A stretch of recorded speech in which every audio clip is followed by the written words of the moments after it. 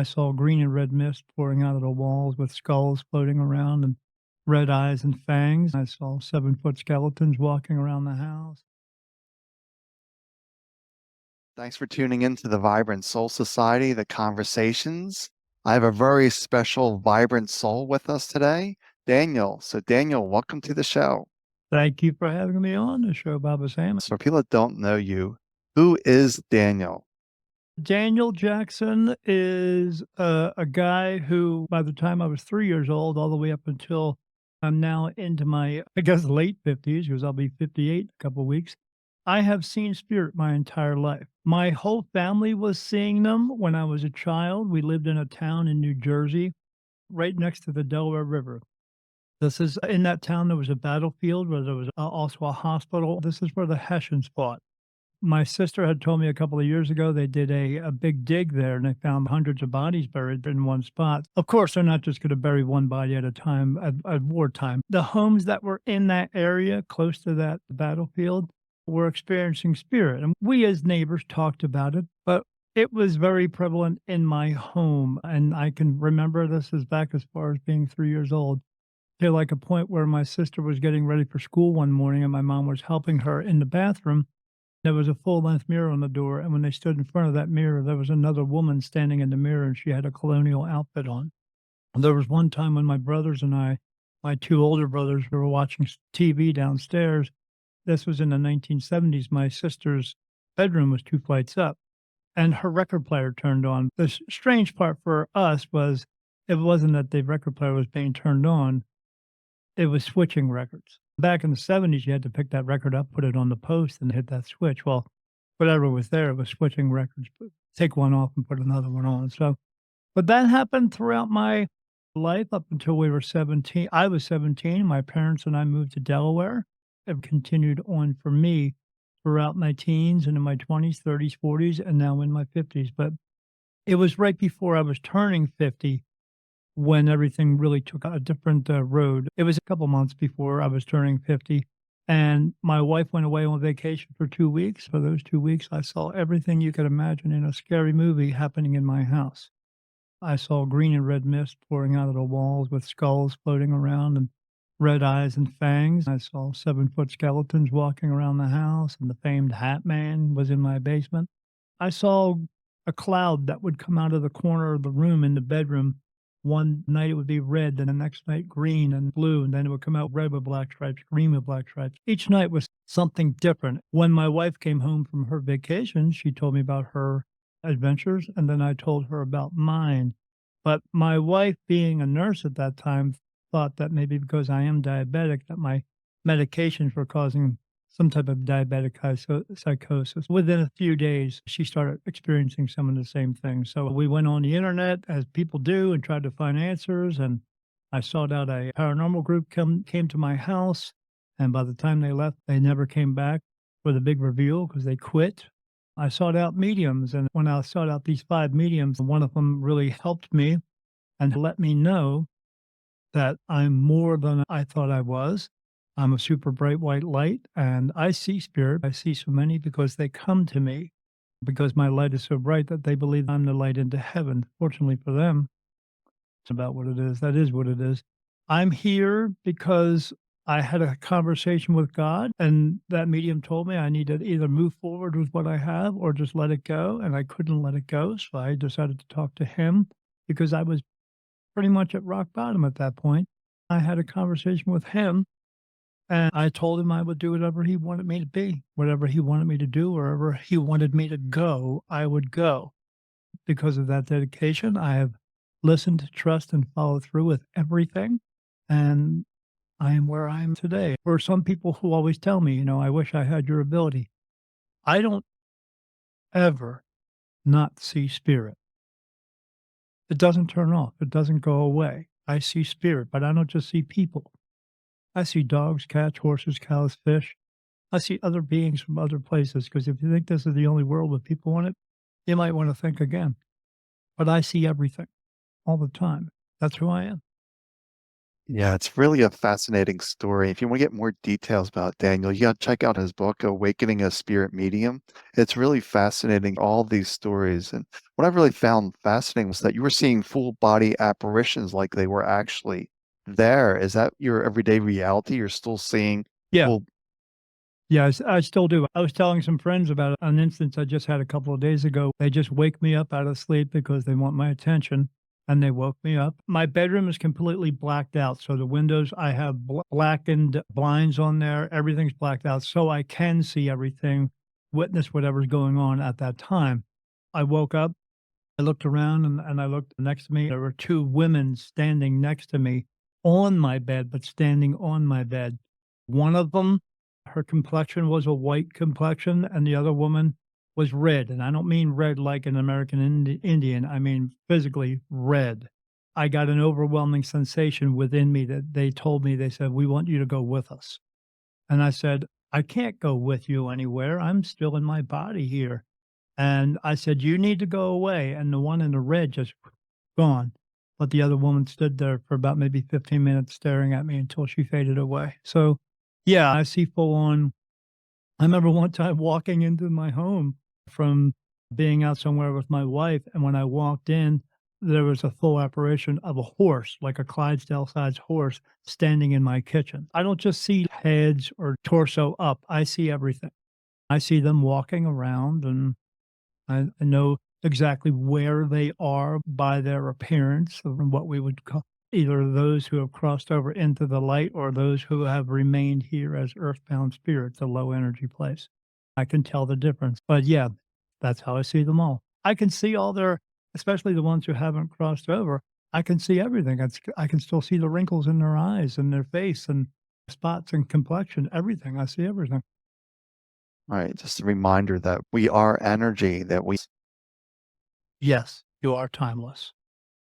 that's what's Absolutely. really, do you have a way to turn them off or they just appear, don't respect your space? As spirit tells me, I'm in between both worlds. So it's not they are invading my space with my regular vision. If someone were to have a white wall, I would ask them, "What color is your wall?" They say, "It's white." I say, "Okay, for you, it's white. For me, it's not." So it's white, but I also see a mist of blue in that wall. Like I'm looking at my walls now, as I see a mist of blue. But I see a mist of blue in everything. I see it in your forehead, in your clothes, everything. That mist of blue that I see is the veil. It never turns off for me. So I'm in between both worlds. I'm here, but I'm also able to see there as well. When I concentrate on that mist, that's when I start seeing all the faces. In darkness, I see everything. With my ability, I no longer see the stars anymore up in the sky at nighttime. That went away about 3.5 years ago. So when I'm outside and I look at the sky, it's just a blue black sky. And then I see faces and beings walking around. Unless it is artificial light, then I can see that. But no, I don't see the light. I see the moon, but that's it. I don't see anything else Hmm. but That's energies. so we're seeing this blue veil for throughout your whole life, or did it turn on at some point? It turned on when I said yes to this, and that was at 50 years old. It was a new feature for you that when you made a commitment to do this work, it came online? Every day is a new feature in my life because I see things that I can sometimes describe to people, and sometimes I just can't because it's nothing I could equate to even from a movie or a television show. I don't just see the good energies, I also see the bad energies. In order for me to have the connection that I do, to be able to get the answers that I do, you're not opening up a can of chicken noodle soup. You're opening up the worst can of worms you could ever see and feel. I have to be open to everything in order to get the answers that I do. I see the horrible ones too. So it, it's not something you want to see. Sometimes at night, it's like watching a horror movie that doesn't turn off. They do So horrible things. does this affect your day-to-day living when you're seeing all these horrible things? Are you how do you have you adjusted to that? I learned to accept it.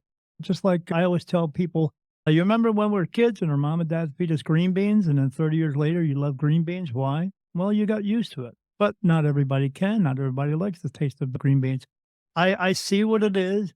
I can ask a question about what I'm seeing, and I get the answer. And Is there anything that I can do about what's going on over there in the spiritual realm?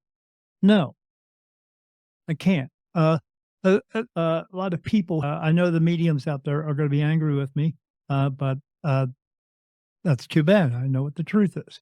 Um, you cannot use sage or cedar sticks to make negative energy go away because you are burning something here in a physical realm and you think it's going to make a being in a non physical realm go away.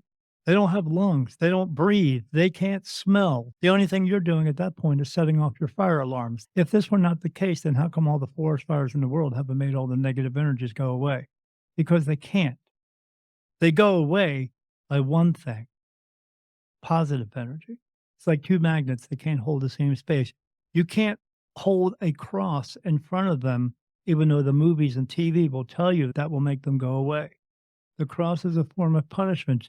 Jesus wasn't the only one on it. He wasn't the first one or the last one to be on it. It was something they used for punishment to put them somewhere, to put them in front of people, like they would do shackles and all that. This was a cross that they used. This is not something to pray towards.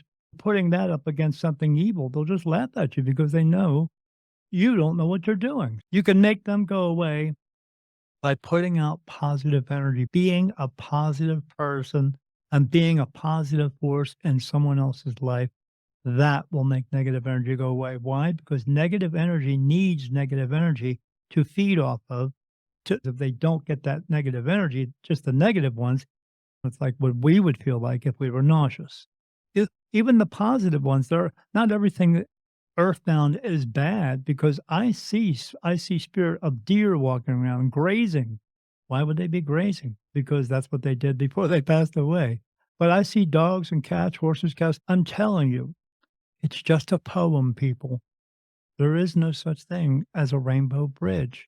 Where they go is their choice, it's their decision. They pass away, but sometimes they don't go into the light because we taught them that God was going to judge them or punish them.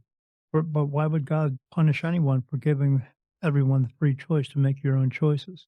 Sometimes they get lost and don't know where to go. There is the light in heaven they could follow, but they don't always know to go there. So, yeah, there is no rainbow bridge. I see all kinds of dogs and cats and horses and cows and fish over there. It's up to them to choose where they want to go. The negative ones that are there have to get energy, the negative energy, from some of the other negative energies that are there, or if they can't get it there, they come into this realm. But a lot of them choose to go there. When you stand up out of your body, you're gonna get the perfect memories of your lifetime here, plus all the other perfect memories of all your other lifetimes, and you're gonna know if you walk into that light, there's a possibility you might have to come back, and maybe you don't want to. So sometimes they just stay here, but they will not find out if they get to stay home by fulfilling their purpose unless they go, and it's my job to try to get them to go. So that's what I do. Right, there's a lot to unpack there, but I'll just do a couple of things. I'll confirm a few things. Yeah, that's all energy, and burning sage and holding crosses up, that does nothing. You really No. need to be in a place of positivity, or I like to say this place of divine love. They don't like divine love. That's the way to clear them out. You're That- absolutely hitting it on the nail. It's a shame. I mean, there is still love there because I see them congregating with each other. I see them kissing all the time. I see them doing a lot more than that all the time because love is just love. But there's a difference between that kind of love and a divine love. I talk to them, and when I say, at that, anytime I say the word Jesus or I say God, oh, I don't want to talk about him. I don't want to talk about that. And that's how I know the difference.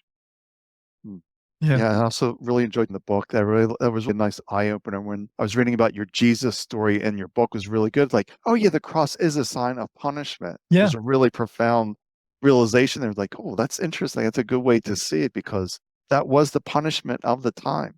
They all had their own way of doing things, not just punishing you, but putting that punishment on display. That was their way of doing it. Later on, they had the shackles, and you put your arms through and your head through, and that was their way of doing it.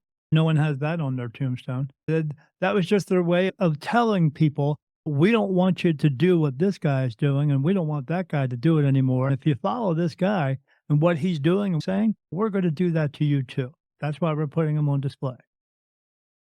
Didn't work out Right. too well. Yeah. Exactly. So yeah, it's really interesting how at age 50 things shifted for you I mean, Go right ahead. as age 50, you had this veil come through. And for me, when I shifted, nothing is solid to me anymore. Everything has a vibration to it now. So it's really odd when I see people. Their hair's a different vibration than their glasses. Yeah, Really understand now when you look at things, they look different. I get the same things that you do, but I have a certain message that I'm trying to get across to them. And I try not to, even though I do bring a lot across to them, I try not to bring too much that will overwhelm them and get them so confused that they don't know how to move forward with what I'm trying to tell them to do. But yeah, people have a different vibration. Like even with my own podcast, I have a video it's called Realistically Raising Your Vibrations because it's not about so much raising your vibration.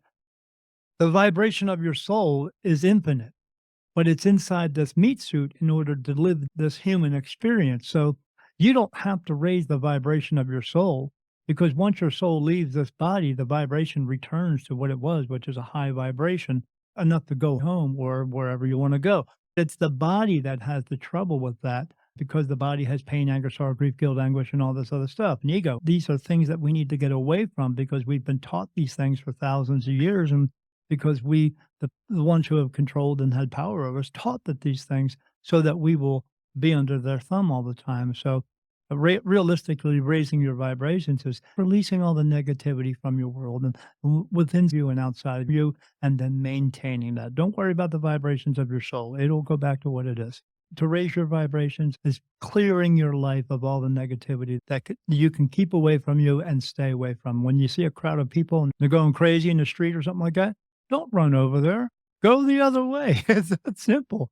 But we have those magazines that say, inquiring minds want to know. They only want you to know because they want you to get involved with it so you don't pay attention to what's actually going on in this world.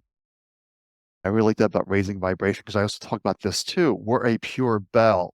Then we start putting tape on our bell with our beliefs, opinions, our experiences, and it appears that we're dimming our vibration, but we just need to start pulling that tape off and our vibration is restored. So we're not really raising our vibration, restoring it back to the purity that it is. Right. They don't want to rip that tape off, even though it's going to hurt. Yeah, it's going to hurt, but you will heal. You will heal yourself within and outside. And once you're healed, you can stay healed. But you got to rip that tape off as quick as you can because that tape is blocking everything from you, your true self. Because I was sick and disabled for 38 years, but when I get rid of all this junk, all the health issues went away, which Sure. my doctors could not explain. Right, because they don't know how to explain the truth. Yeah, I they don't know. I had a doctor on my show one time. He's all spiritual, him and his wife now. I said to him, "You're a doctor, right, Dave?" He said, "Yeah." I said, "You don't cure people, do you?" He said, "No, we don't cure people. We just kind of mend them a little bit so we can keep them coming back to the office to make more money." He said, "Absolutely. That's what the world's based on."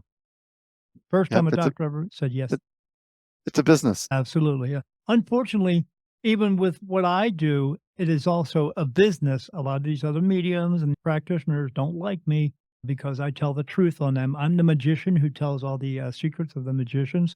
And, like some, I love this one. I had this woman on my show who was not going to be on my show. I was talking to her, and she was one of those people who said, "Oh, I can take away your past life trauma." Well, trauma is experience. And without those experiences, without going through everything that you went through, how would you learn? You wouldn't. You cannot take experiences of trauma away from the soul.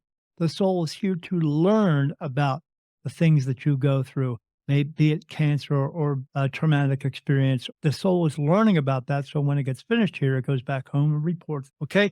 If you took it away, it wouldn't have anything to report back home. You can't take my memories and my experiences away from me. Without any of that, I wouldn't learn anything. Just like people who think, oh, I have a guardian angel following me around. Well, if you had a guardian angel following you around, guarding you from everything in your life, what would you learn? And what would be the point of being here in the first place if you're not learning? So you don't have a guardian angel following you around.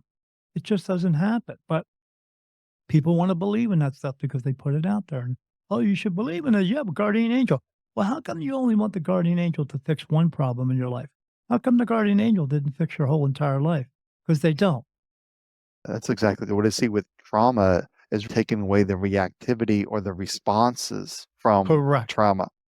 correct. Th- And This, and how you wouldn't have those responses if that trauma was all taken away from you. And then again, what would you learn from it? Nothing. So when these people tell me, I said, when the soul goes back home, when the soul is released to the body and it goes back home, all the pain and everything that the body felt is now gone because the soul is no longer attached to the body. And then they said, when you come back in, if you come back into a new body, it's a new body.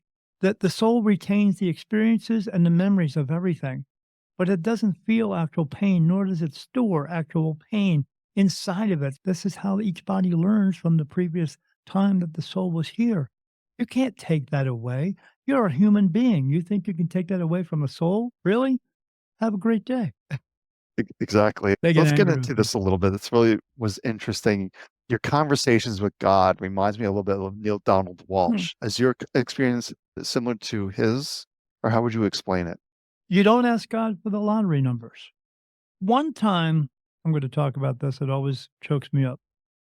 One time he came in, I was in my office at home, my little home office and my couch, and I was taking a nap in that dark room. I opened my eyes and there he is in front of me. I've seen him 8 times so far. One of those times I've seen him, he doesn't look like what you would think he did, but the other ones, again, he's pure energy, so he can bring something across to you that will bring a sense of calmness. I felt calm every time he was there and love. Those those 7 particular times I saw him, he looked like the Greek god Zeus. He had long gray hair.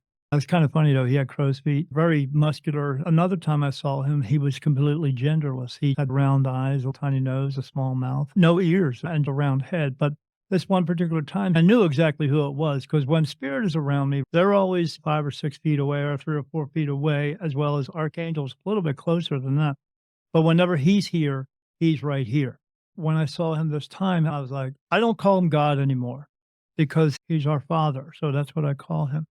And he's the father of us all. And I said, I just looked at him and went, oh, hello, father. And I heard in my mind, hello, Daniel. I said, how are you? He said, I'm fine. How are you? I said, good. I said, is there something I can help you with? And he said, no, I'm just here to watch.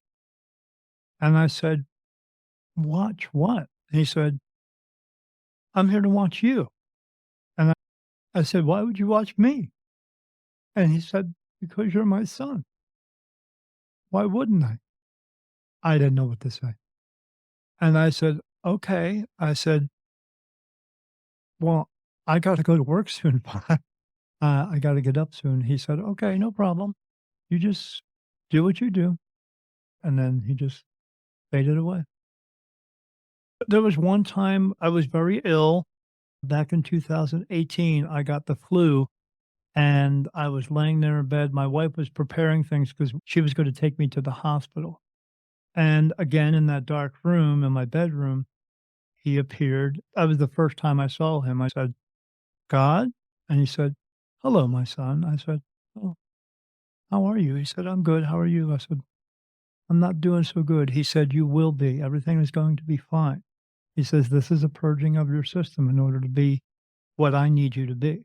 I was like, oh, okay. He said, everything's going to be okay.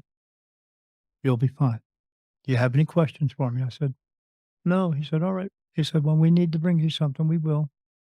And then he just said, I love you. I will always love you. I just said, I love you too. And then gone. And each time that saw him, it's weird because you get goosebumps and the hair stands up on your arms and the back of your neck. Those are the times that I saw him. Those are not the first times I communicated with him because in the book, when I was with this group of mediums who were helping me develop this, I found out I could channel. And through a few of those channeled messages, he come through. The person I was channeling with, when that voice came through, and the first words that came out of the mouth or her mouth were, "Hello, my son." I was like, "What?" I turned around and everybody's hair was standing. I mean, the girls are in there, the women, their hair is sticking out, and I was like, God? He said, "Yeah, who do you think it is?" You know what I mean? I was like, he jokes with me too. One time he came through on one of those channeling sessions and said, Daniel, I need you to trust yourself. I need you to trust where the information is coming from and to just give it to them." And I said, "I know, I'm having a hard time." And he said, "Yeah, you need to shit or get off the pot." And I went, "My mother used to tell me that." He says, "Where do you think I got it from?" And then I just laughed, and then he laughed, and I said, "You're laughing." He said, "Oh, we love a good joke." Okay. But yeah, very down to earth. I mean, very loving, very caring at the same time. He's just gonna tell you like it is. He doesn't hold anything back, but he says it in a way that will make sense to you and help you to understand, and not this prolific way that some of the other spiritual gurus or these religious people will tell you. He's very personable. So, and he was very personable with me. And yeah, I saw the last time I saw him was about a year ago when I had my cataract surgery done. Each time I was getting each eye done, I was sitting there in the office, closed my eyes, and there he was, just letting me know that everything's going to be okay. And does your God experiences happen at age 50 when you made that commitment to do this work? So I had some experiences with him. I wasn't sure who it was. I do know who it is now. There was one time I had just had an operation on my foot. I had the big toe and the ball of my foot removed because of diabetes. I was with my wife at the time, at the mall. I was trying to walk and get some exercise, and I had to go to the men's room. My wife stood outside the men's room. I walked in, nobody was in there. I went into the stall. I sat down, and I heard a voice come out and just rang out. It said, "Everything will be okay, my son." And I stood up and I looked around. There was nobody in the bathroom. I got back out of the bathroom, went out to my wife, and I said, "Did somebody just walk in there?" She said, "No." I said, "So nobody walked out?" "No, just you." I said, "Oh." She said, "What's wrong?" I said, "I heard a voice say, 'Everything will be okay, my son.'" She said, "Maybe that was God talking to you." I said, "Why would God talk to me?" She said, "Maybe he's just trying to reassure you that everything will be okay." A couple of years after that, my then wife and I separated. I was riding down the street on my motorcycle, leaving work. I had a iPod playing, and I'm cruising down the road. My music is playing. The music came to a stop in my headphones, and I heard, "Everything will be okay, my son." And I pulled over the side of the road, and I tried to get the song back. I got it back, and I listened to it a couple times. The message wasn't there. It was just being brought to me then.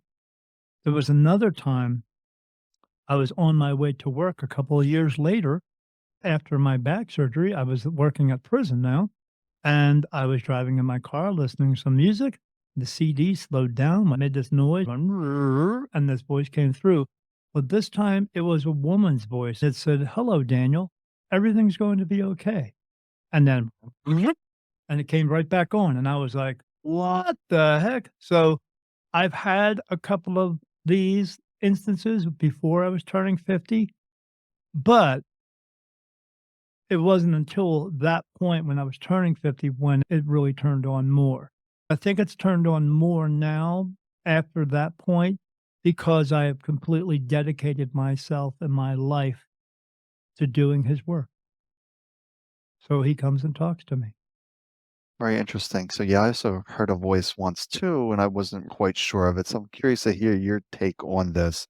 This is when I was still very sick with my multiple sclerosis and everything else in my life.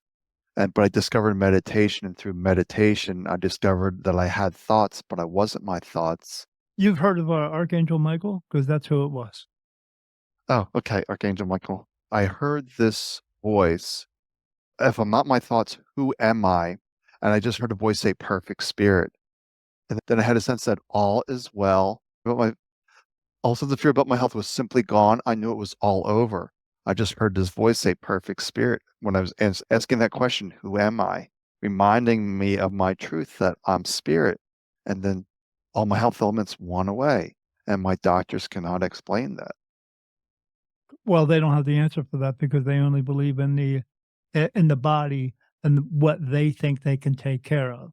They don't understand the spirit. They don't understand the soul. But in the same realm, they don't want us to understand it either. They only want us to rely on them to cure us and heal us when that is not the truth. We could heal ourselves, but we don't want to take the time to do that because everyone wants the easy button. It's hard work, but you have to listen, trust, and follow through in order to do that. And unfortunately, the ego has taught us not to do that. That's why I say ego has no place in spirituality whatsoever because it'll fight against it. So I never inquired that was Michael. I was unsure where that voice came from. It was just my intuitive voice or was it outside of me? I was really unsure. That's outside of you, but inside of you at the same time, because spirit is part of us all. God is part of us all. We have something inside of us all the time that even scientists cannot figure it out. It's part of our DNA. They call it junk DNA because they don't know what it is. It's God. He's inside of us. We have to trust and have faith within ourselves to know that we can take care of ourselves and we don't have to go to every doctor out there. Some people have problems with depression. They go to a doctor and the doctor gives them one of two things, gives them a pill to suppress that, or two, sends you to another doctor to talk you out of it. You know what you could do? You could talk yourself out of it, but you have to want to do it. You have to learn to let it go. That's what you do and move forward. Mhm. Absolutely. Absolutely. So this brings up an interesting question. If we're all spirit, then why are we here as humans? Because we are here to learn lessons, but the most important thing is we are here to fulfill a purpose. And your purpose, everyone's purpose is not becoming a doctor or a lawyer or a basketball player. That is an occupational choice. You will fulfill your purpose by being one thing in this physical world, by being human. Animals fulfill a purpose by being within this physical world.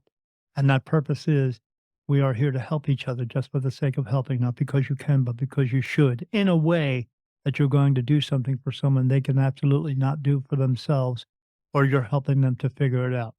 You are helping in a way where you're helping all of God's creation. You're driving down the street in your car, see a dog in the middle of the road. You stop and pull over and get the dog out of the road. Maybe you take the dog with you, or you help find its owner, or you take it to a veterinary's office. You're helping. That's what you're doing. Or you have some people who go, I don't have time for that dog. I'm late for work. Well, if you're late for work, get up earlier. Pretty simple. But yeah, you're helping in a way that no one else has or no one else can at that moment. 2 weeks ago, I was at the bank. I was walking out of the bank, and I saw a man coming towards me, and he had a walker with him. And I yelled at him, I said, "Are you coming in here?" He said, "Yeah, but it's gonna take a while." I said, "Okay." I stood there and had the door open for him until he walked through. He said, "Thank you very much." I said, "Oh, you're welcome, no problem. Have a great day." And the people inside opened the next door so he could get through that one electronically. That's what help is. That man would have had a hard time reaching over or getting around his walker just to get that door open. I did it for him. Why? Because we can, because you should, because we are meant to do this together. Because if we were not meant to do this together, there wouldn't be 7.5 billion of us. There would only be one. And what would be the point of that? Nothing. So you are here to help as many people as you can. That's why you're here. But we don't do it as much as God would like us to do, as much as Spirit would like us to do. If you get it done this time, great. You get to go home with your golden ticket and stay home. But if you don't, you have to return and come back again. Those egotistical people who said, oh, I hate people or something like that, or I hate the world. Well, you keep going on that line of thinking, I don't make the rules. I just explain them. I guarantee you're coming back. You just are.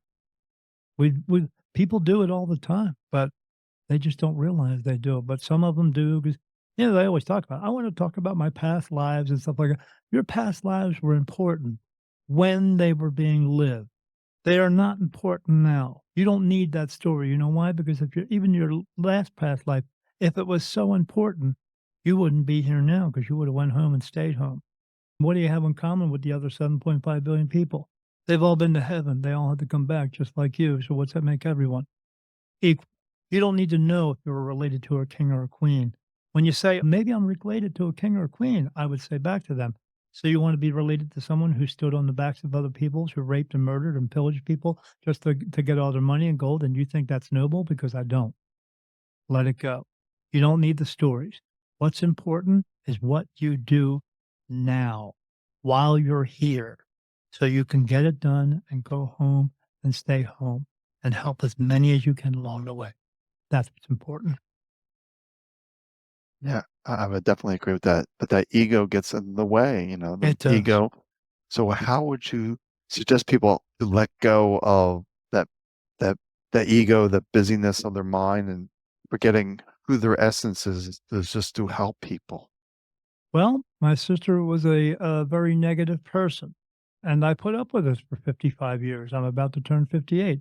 My sister called me up and woe is me and woe is me and woe is me. And I was in my truck, so I was on coming through my radio, and she was telling me about how she saves everybody and no one takes care of her, and that's a lie. And then she talked very poorly about my two brothers, and then very poorly about me. And this is how I solved the problem. Oh, click. No, I'm done. Because I don't need that in my life. If she would like to be in my life, that would be great, but she would have to be a positive force in my life and no longer try to bring me and everyone else down. Until she wants to do that, I don't have any room for her in my life. I've learned to separate myself from those individuals and situations that are not going to help me further myself by being positive in this world. I learned to let it go. I don't look at the magazines that inquiring minds want to know. I don't pay attention to all the TVs that talk about racism and hate and how we shouldn't work together and how we shouldn't be together. And I don't follow politicians because I hate you because you're the red side and you hate me because I'm the blue side. None of that works. The party system has never worked. I don't follow any of that stuff. I keep away from it. When I do see a ruckus happening down the road when I'm driving my car, I don't sit there and rubberneck them because it has nothing to do with me. I hope that if I can help them because there's no police in the area yet and they need assistance because they got into an accident, I would stop and help them as much as I could and call whoever I needed to get there. I get involved in ways that I can help that is going to bring someone peace of mind and clarity, but everything else causing rage amongst each other. If it's 100 or 1,000 people all screaming and yelling, is that something I can get in the middle of right away to help? No, but maybe I can put a message out that will keep them from having to do that again. I will get out there and help as many people as I can, but I will also stay away from that and keep it away from my life. I don't watch television shows and movies that promote horror and negativity in the world. I don't involve myself. The movies and TV shows, the only reason they put that stuff out there is so they can get good ratings and sell tickets to steal your money. Once you figure that out, you'll learn to let it go. It's about standing up for yourself and making sure that you're not involved in all that stuff. I have a saying that I tell people all the time: stand up or be owned. Because if you're listening to everything else that's going on and paying attention to the politics and all that other mess, well, you are owned because they are keeping you away from what's actually going on in this world, which is them doing these backdoor deals so they can make all the millions and billions of dollars and you can have crumbs. We base our system on rocks and paper. Those dollar bills and gold don't have any value unless it's being held in your hands. So, what's the true value in this world? Us. Everything else is just stuff. When you learn to let that stuff go from your lives, you'll see how much clearer your life can be and how much better it can be. But you have to willing to take that first step and jump into the deep end because that's what it is. Yeah, just to realize I think it's one of the issues that we're really seeing with all this division is we're just forgetting our own spiritual sovereignty to Yes. stand in our own power, our own truth. And anytime you're putting this ego, you're making yourself weak. Yes. We have been segregating ourselves from ourselves. We don't realize how much control we have over ourselves. And the people who are in control of us don't want us to know how much power and control we have over ourselves so that we can feel as though if we need anything, we can go to them. But how much do they really do for us? So why are you paying attention? Why should you? I don't. I let it go. I see it. I'm aware of what's going on, but do I need to get involved in it? No, I don't. You can choose to get involved in it or choose to not get involved in it. Choose differently. Stop getting involved in all the things that these people who don't care about you want to do. You can jump up and down and scream and cry and write all the letters you want to, but they really don't care about you. So we can do one of two things. We can actually just separate ourselves from it or we can do something about it. And if you're not willing to stand up and do something about it, then you're just a sideliner on the side of a football game saying, "That's my team." Well, they're not really your team. Be a part of the team or walk away. And that's really a big component, control. They don't want you to stand in your own power. I was No. stuck in a medical system for 38 years until I realized this was not working for me. I was getting sicker and sicker and sicker Yeah. because it's a business. Treating Yes. symptoms, they're not trying to cure you. They're just trying to make you a little more comfortable. That's all. There's no money in a cure. That's just plain and simple. They don't wanna cure you. They want you to keep coming back. You were in medical prison because I worked in the prison system. It's very easy to go into prison, very hard to get out. They don't want you to get out. Right. It reminds me, we're also in a mental prison because the ego, again, Yes. keeping us in the mental prison. We don't trust ourselves. We don't believe in ourselves. And we feel in this victim mentality. Most people are in this victim mentality. Oh, look what's happening to me. Yes, and that becomes their life after a while. They want everyone to feel sorry for them and look what's happening to me. And it's all about me, me, me. And then we got today's social media thing going on. It's all about me, me, me. And let me take 1,000 selfies. And you really believe that you need an angel following you around to take 1,000 selfies and post it on social media? Do you really think you need an angel to follow you around so you can get a cup of freaking coffee? Do you really believe that? You better think again. Archangels and angels do big picture things. They are trying to put a thought process into the world to change this place to a better place, not follow you around. We have spiritual guides who are here with us who are trying to help us to make better decisions, but you need to learn to listen, trust, and follow through with what they're telling you to do. And you have to listen and trust and follow through with everything. I wake up in the morning, I look at my pill bottles, I pick one up, they touch me on my face. This is yes when it feels like a finger going across my face. And when I get a no, it feels like a tear running down my face. I look at my pill bottle. No. Oh, okay. I'll put it down. Pick up the next one. No. Pick up the next one. Yes. Okay. I'll take that one. Now it's in the morning. I wake up and I go, do I need to take all my pills today? No. Okay. So I don't. I walk away. I drive down the street in my car. I'll say, oh, I need to take the right hand turn. No. You don't want me to take that right hand turn? Should I go up to the next one, make that right hand turn? Yes. Okay. That's what I do. I don't care. They're looking out for my best interest. You listen to that internal compass that you have. You may not be getting answers like me, but you still get answers by that internal compass we call our intuition, which is your soul trying to guide you and your spiritual guides connecting with your soul, getting you to do those things. Listen to it. Every time you walk up to someplace, we hear it all the time. We go, oh, you know what? I don't feel right about that. Where do you think that feel not feeling right is coming from? It's coming from your soul. And if it tells you don't go in there, don't go in there. If it tells you, "Oh, this feels good," that's your soul. Go do it. That's what you do. But every time you go, "Nah, I can do it if I want to anyway." What usually happens? Yeah, you're driving in a car and see a car in front of you. Soul says, "Don't pass the car." You go, "Oh, maybe I shouldn't pass that car." Yeah, don't pass the car. But here's how you know when people don't listen. You're in the hospital talking to your friend, and your friend tells you, "I saw that car in front of me," and then they say 3 words. I just knew when they said that, that means your soul was talking to them. But they used their ego that they were taught when since they were little kids and said, I'll just do it anyway." And then they got into a car accident. No, start listening, start trusting and following through. And I don't mean pick and choose. I mean all of it. And if you do all of it, like everybody, all my, I hate to call them clients, but they're more friends. When I instruct them to do this, good things happen. And why? Because you're getting, people want divine guidance. Well, you have the divine guidance within you, but you have to listen to it. It is coming from God, which is coming from angels and archangels and spirit guides. People think God is just going to talk to every individual person. He talks to us, but we don't listen. These are messages that you're getting. He wants you to listen to that. Until you start listening, why would he tell you the lottery numbers or heal you from cancer? Yet your soul was learning to have cancer. It knew it was going to have cancer before it even got into the body. It was just trying to convince the body to make a certain decision and see what choice you would make. If he didn't give it to you, you wouldn't learn about it again. So you got to let go of these ask and you shall receive. You receive all the time. Stop asking for the egotistical questions and ask what's best for you question. That's what you do. Yep, once again, that mind gets in the way, telling people that you don't need more details, you don't need more information, you have No. the answer you need within you. Yes. All answers are from within. They come to you from spirit guides within you, which is your soul, within the first two letters of intuition. I-N. In. Everything is from within. Is there any last words of wisdom that you would impart on our audience today? My one biggest thing, stop judging people. Stop judging each other.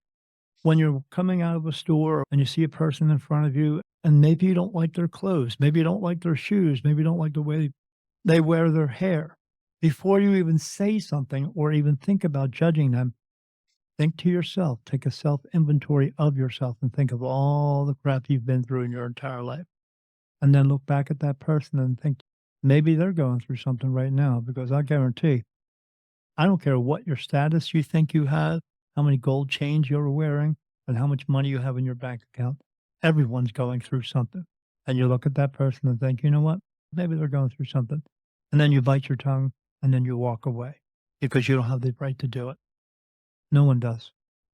God doesn't want us to judge ourselves. I mean, we do judge ourselves 1,000 times every day. Why would he need to do it once more? And why should you do it at all? Just don't and let it go. And that's a really important key is not to judge ourselves and to be critical of ourselves because Right. that's how we get autoimmune diseases. Correct. Yes, because people don't I always tell people, if you take just like with stress and judging ourselves and all the things that are out there, the drugs and the alcohol and all that other stuff, because I don't drink, I don't smoke, I don't do drugs, I don't even have tattoos because it takes away the purity of my body. In order to be who you are, you have to have a good body. If you don't take care of it, you don't have control over the quality or quantity of your life. You can take care of yourself. If you take a cucumber and you peel off the skin and you stick that in a glass of vinegar, what do you get? You get a pickle. Everything that you're doing to yourself out there, you're pickling yourself. And then you wonder why you have what you have. We do it to ourselves when we're young, and then every time we get older, we wonder why we have all these ailments because we take all these medications, drugs, and alcohol, and psychedelics. They're saying if you take psychedelics, you can get higher consciousness. No, you cannot. You're getting high. Let it go. When you're allowing all this stuff to come into your system, it's doing stuff to your system. It's pickling, it's squishing everything inside. The tension you have, you're straining and you're tensing up. If you don't think that's affecting the inside of your body or the outside of your body, you better think again. You're worrying about everything in the world, and my granddaughter's doing some horrible things, and I have to sit here and worry about her for hours, 7 days a week. And you know what she's worrying about? She ain't worrying about you. She's doing whatever she wants to do because she's making her own choices that are best for her. They might not be best for you, but you're not living her life. She needs to live her life. You need to learn to let that go. The people don't pay attention to the littlest things that are going on with themselves, let alone what's going on with everyone else around them. Get back to figuring out what you are doing first before you concern yourself with someone else. And then once you get yourself straight, then maybe try to help other people, but help them in a way that's going to be beneficial to them and not just telling them what to do all day. They do have to learn their own lessons. Yeah, that's really important advice. And it's the smallest things we're not even aware of. Like if you're Correct. constantly seeing your reflection in the mirror, like my hair's not right, my clothes not right, that's not helpful. My hair is pretty good today. I know it looks very bald. I actually have a full head of hair. I ride motorcycles and I'm down here in Arizona where it gets extremely hot. Although today it was only 50 degrees. But I don't like to sweat so much, so I shave my head bald. I do what I feel is best for me, and what's best for me may not be best for anyone else. You do what you feel is best for you, and you try to take care of yourself as much as you can. What I also do is I keep away from all negativity that I can. It is out there in the world, but do I have to be a part of it? No, I do not, because I can make a choice not to. You can make a choice as well. God gave us all free will to make choices, and your choices may be different than mine. And they may be best for you, may not be best for me, but they are your choices. So make sure you just try to make the best choices for you in your life and the life around you and everyone else around you, because there's two rules in this world. And as long as you comprehend these two rules and follow these rules, you'll pay attention to your life and everyone else's around you, and you'll love them more and love yourself. And rule number one is people die every day. And rule number two is You can't change rule number 1. When it's your time to go, it's your time to go. So what's important in this world is what you do from the times you wake up in your body and little baby body going, "Wow," and your mom and dad's going, "I'm your mom and dad." And you're going, "I don't know who you are, but okay." And they raise you, and then you go through your life. What's important is what you do from the time that you wake up until the time you go back to sleep and out of here. So make sure that little dash on the tombstone isn't the marker of your life. You be the marker and show the world what you can and what you will be in this world by having trust and faith within yourself. Do anything you want to do in this world and let everybody know that you're doing it in a good way that's not only going to be beneficial to you, but beneficial to everyone. Learn your lessons, fulfill your purpose, get your golden ticket, go home and stay home. Because he doesn't want you to keep returning. He wants you to come home, but he also wants you to learn.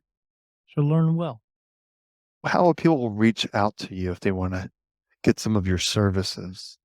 My services, if they would like to get a reading with me, I do a couple of different kinds. One is if an ability similar to mine or have an ability you're not fully understanding and don't know where to go with it, I can help you with that. And you can book a reading. It's the same cost, all the readings. If you need peace of mind and clarity and you need direction in your life, you need answers that are going to help you get that direction, I can do that. Or if you want to just sit and talk to me and ask questions about spirit, we can do that.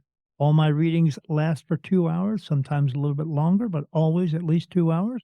The charge for that is $150. We record that reading for you. And then when we get done, my wife renders that video down because it's kind of a lot of information that comes through and it's hard to remember. So we send it to you so you can go back over it and listen to it once you bypass all my jokes. So, yeah, we have conversations and I help as many people as I can. They can find me at www.spiritmediumdaniel.com. It's one long word, spiritmediumdaniel.com. They can buy my book on Amazon. It's my story, a chronological story about how everything happened to me and for me on my path to becoming a medium. And they can go to Amazon and punch into the search bar, Daniel Jackson, The New Beginning, My Awakening as a Spirit Medium. They'll find the paperback for $8. The ebook is $6.49. I'm not trying to make $1,000,000. I'm just trying to help 1,000,000 people, as many as I can. I have a group on Facebook called the Spirit Medium Daniel Group, and they can join that. I've been all over the place, and you can always find an interview somewhere. Some of them are more interview style like this. Some of them people ask me questions, and sometimes I read people. Every time I do it, I get it right. So that can't be evil, right? No, it's not. It is coming from the word of God because people come to me because they want an answer from God. And I get the answer, but you got to know not everybody likes the answer. Quite frankly, everybody doesn't like the truth, but it is still the truth. You can find me everywhere. Just look me up. Thank you, Daniel. I really appreciate you spending some time with us today. Thank you once again for joining the conversations. I appreciate you, my friend. Thank you for having me on this show. This is what God wants me to do.